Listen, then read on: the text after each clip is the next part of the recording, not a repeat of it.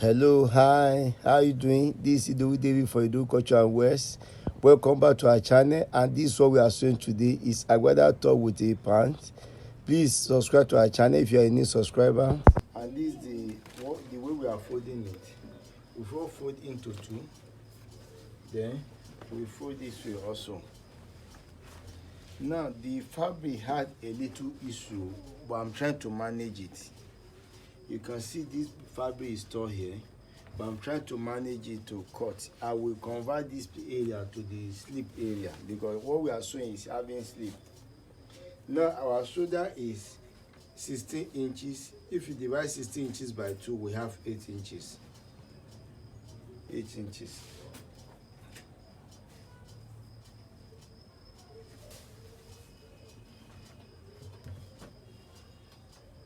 Then after this, I'm measuring 9 inches. This 9 inches now will be for our slitting, the two slits, 9 inches. Then this one will be the slip. That is about 6 inches. That means we have like 5 inches slip. Then I can transfer the measurement to have it on.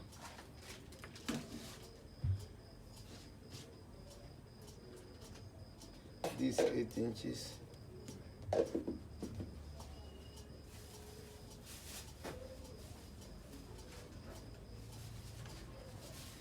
Then the first thing I will connect these lines together.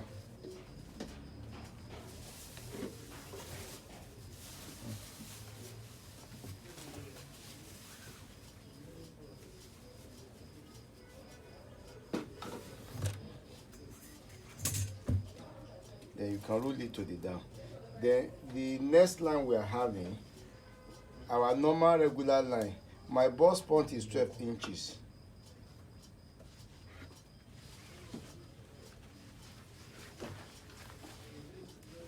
Then my hip line is 25 inches. Then I will rule out this line also. The next thing we are doing, you can see all the line has been drawn out. But everything we are doing it on the real face of the fabric.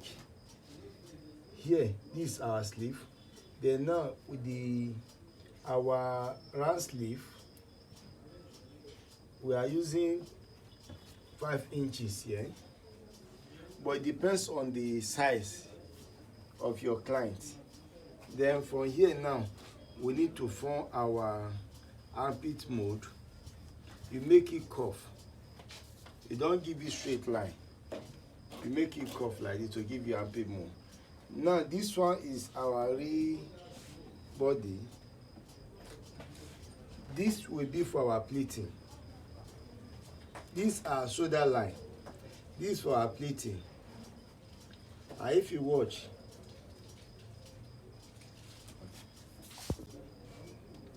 then now this is our neck area. For the neck, you can see the two. This fabric you see me folding, one is for the front, the other one is for the back. We are cutting the two together. That's why we did this type of folding. Now to cut our neck, the neck width, we can make 3 inches. Then the depth, because the two are together, we can make the back one, because we don't want the back neck to go too down. We can make it 2 inches. But the front, we make the front longer, depends on the size. But we are first cutting out the back, then before we now cut the front. Divide 4 inches by 3 will give you almost 1.5, but it's not up to 1.5 inches, which you mark.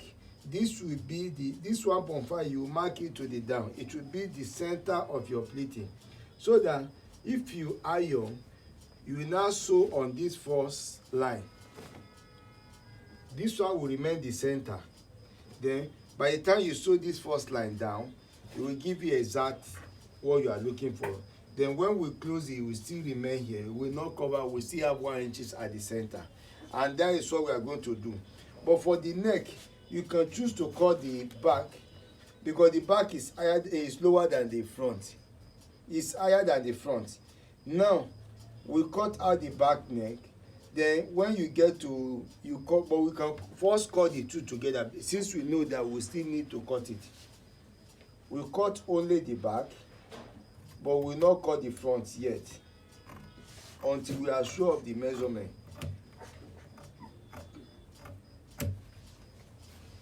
Then the next thing we are going to do is that we open it out, and this is the back and this is the center, but make sure you iron so that you can have this gator that you follow, and this is the front. You cannot decide to cut whatever you are using for the front. Then we now cut the facing to turn it, and these are line because we are using almost 1.5 inches now. That will not be the center. The center you root to the up and to the down, and now this 1.5 will be the center of your sewing. Then you hold on this line for this one. Let me go and do it and bring it back to you. And you can see this is how it came out. You can see this is the first pleating for the Agbada.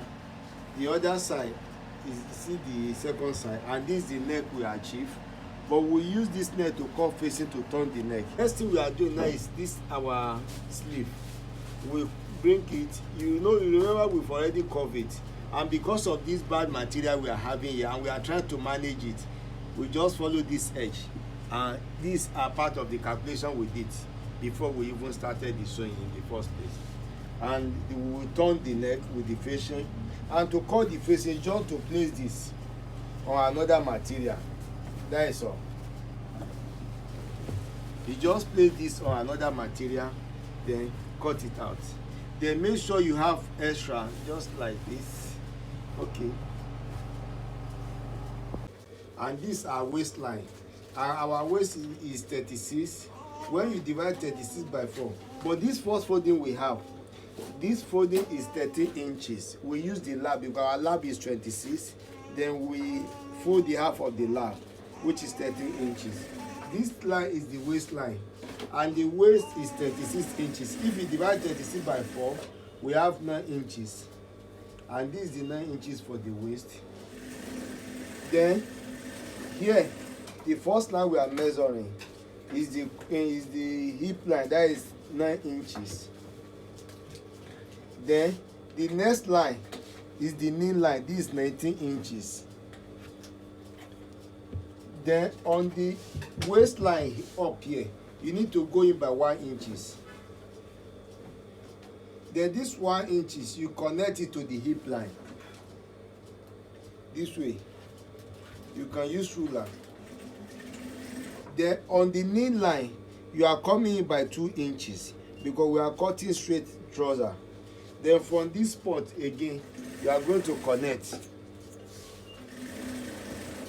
I'm used to not using tools, but let me try. This way. Then from here now, we look for the trouser mat at the down. Then for the trouser mat aspect, you come out by 3. You come in by 3 inches here. Then you connect from the knee to the trouser mouth.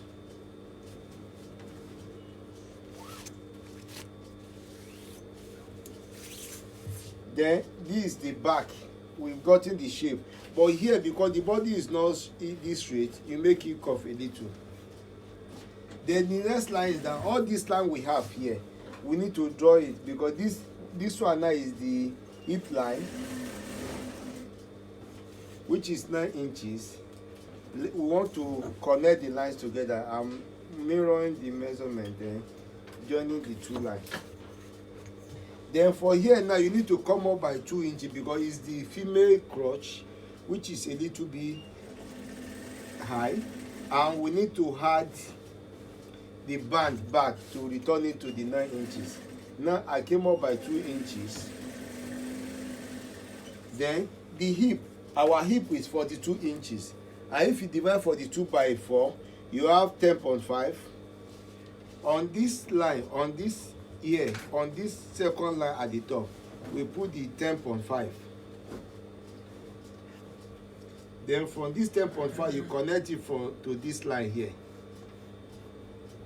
Then to the waist. this way. Then from here, on this knee line, if you measure the knee, the round knee, you can place the measurement here. But sometimes if you don't have it, you can still use waist measurement. It will work for you. Then if there's a complaint, you can still shape the something a little. And on the waist, we use 9 inches. But you can use the same 9 inches or 8 inches here. That is on the knee line. Then from here, you are connecting it to here. Then from here, you take the measurement of the knee line here, or the knee trouser mouth line. You will take the measurement of your trouser mouth. As we are using 13 inches, which is 6.5. And the same measurement I will do here. Then from that 6.5, I will connect it to the measurement on my knee line. If I'm using tools, on. Next thing we are